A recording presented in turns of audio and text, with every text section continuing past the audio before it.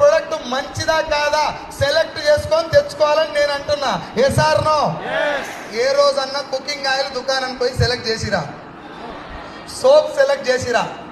Paste select చేసిరా? ఒక cooking oil నీ గుండె ఆరోగ్యాన్ని డిసైడ్ చేస్తుంది, అవునా కదా?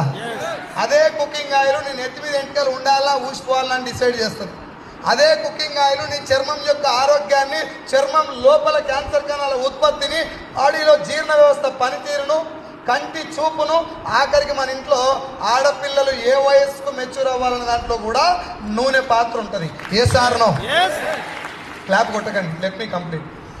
ఈ ఆయిల్ ఇప్పుడు నేను చెప్పిన కొన్ని రకాల రోగాలే, ఇంకా చాలా రకాల రోగాలకు మెయిన్ కారణం కుకింగ్ ఆయిల్. వేసారనో? ఈ కుకింగ్ ఆయిల్ షాప్కి వెళ్ళి ఏ రోజన్నా 10 కంపెనీల ఆయిల్ చూసి ఒక కంపెనీ ఆయిల్ బెస్ట్ అని చెప్పి సెలెక్ట్ చేసిన వాళ్ళు ఎవరన్నా?